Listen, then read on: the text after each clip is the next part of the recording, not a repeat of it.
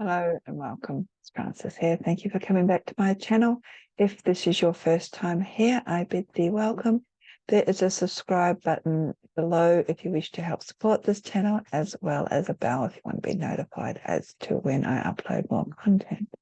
I'm coming to you from Kaurna country, and as such, I acknowledge the Kaurna people of the Adelaide Plains, being the traditional custodians of this land. So in this video, as I just get myself comfortable, I'm going to talk about books. I like books. I find books very, very important.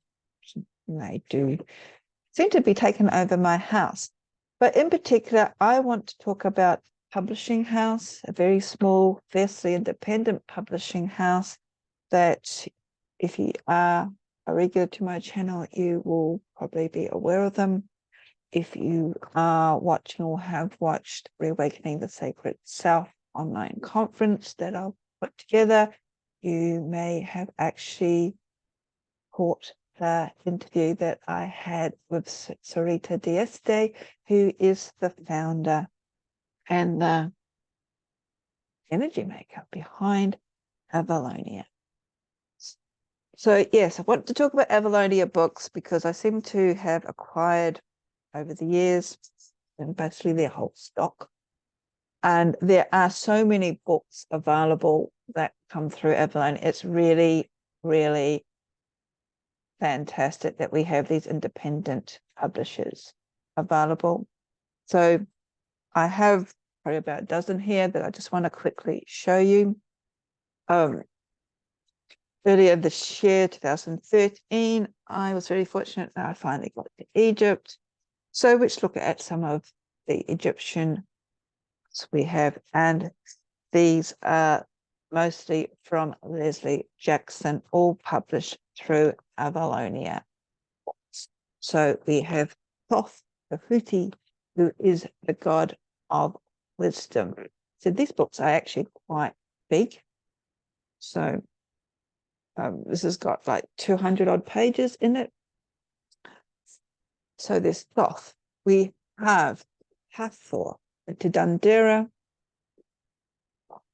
Fantastic. Can't wait to dive back into this book when I get a chance to look at all of my photos. We then also have Sekhmet and Bast, or Bastich, who are the feline goddesses. Again, another large book, 250 odd pages. One of my favorite goddesses, Nut or Nut, who is the night's veil. She's above us, she's the stars. Just showing you actually the table of contents. You can't see it here, but it's, you got the introduction, building the cosmos. There's an introduction to Nut. She's known as the great encloser, reborn in Nut, the night skies, the decans. So we're getting to a bit of astrology here.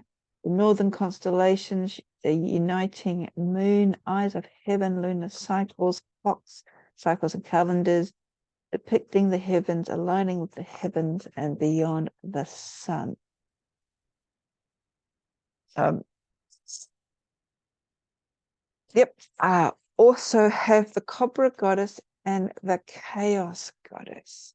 So this is a little bit interesting because the ancient cobras were all, you see them everywhere in ancient Egypt, and they also come from the Uranus heads of the headdress, which the pharaohs wore as well. So we're looking at all of the cobra goddesses, not just so it's Bridget, who's one of the creation goddesses, all of them, but also looking at the chaos gods. So other goddesses which are associated with cobras include Hathor, Isis, Sekhmet, Mut, and they said cobra goddesses such as Budget and Renutete, as well as gods as well in this book. And then we have Isis, the eternal goddess of Egypt and Rome, This is a huge book, nearly 300 pages. It's a little bit bigger than the other books, and it was originally produced in 2016. I think this one might have been reissued because you notice some of the later ones have all started getting the spines like that.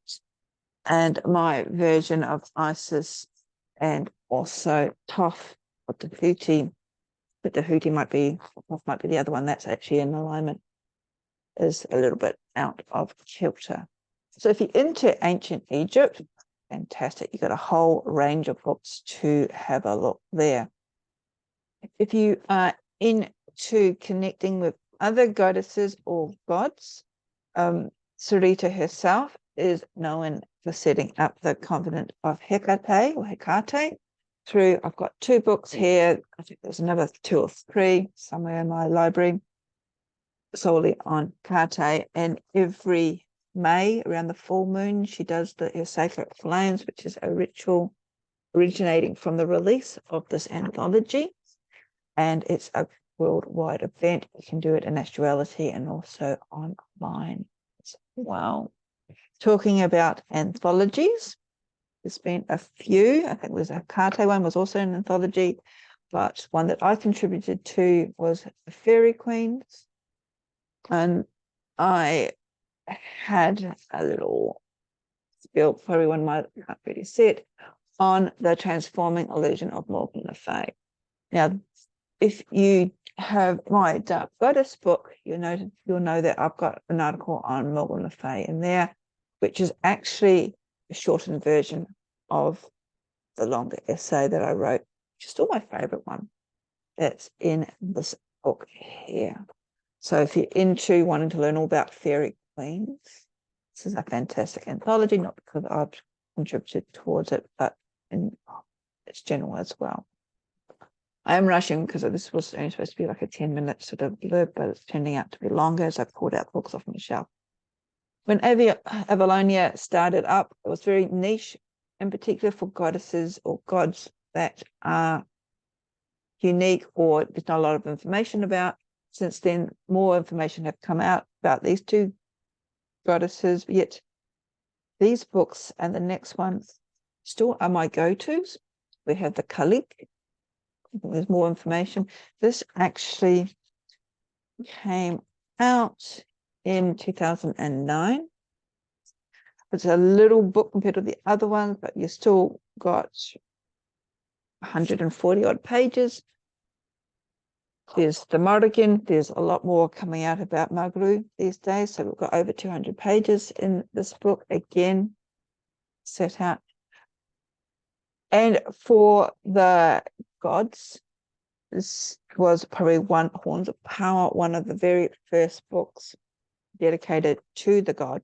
Bit of an anthology, over 200 pages dedicated to the god, and it was actually the inspiration for me doing my Call of the God anthology as well. And there's still, compared with goddess books, very few, unfortunately, books on the divine masculine and paganism.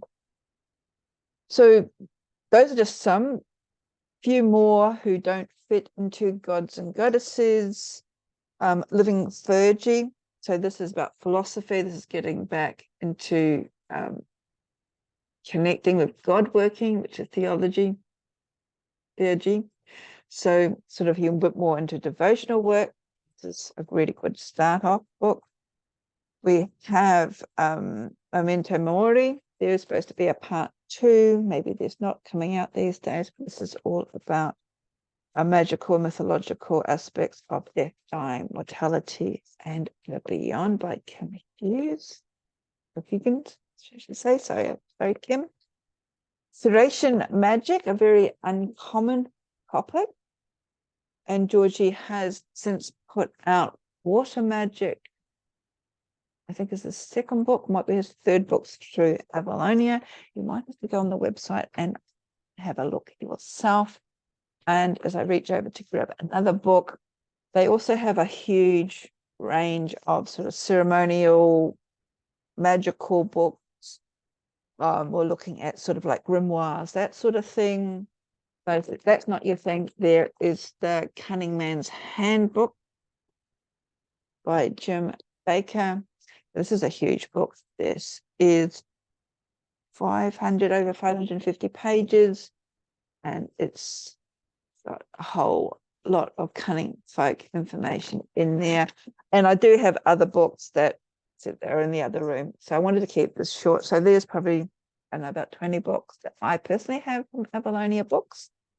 And I am mentioning it because Sorita has appeared on my conference, Reawakening the Sacred South. So go to their website, avaloniabooks.co.uk, and check them out. So, and of course, I would recommend all of that. Come by us. Okay. Hope you are well. Blessings.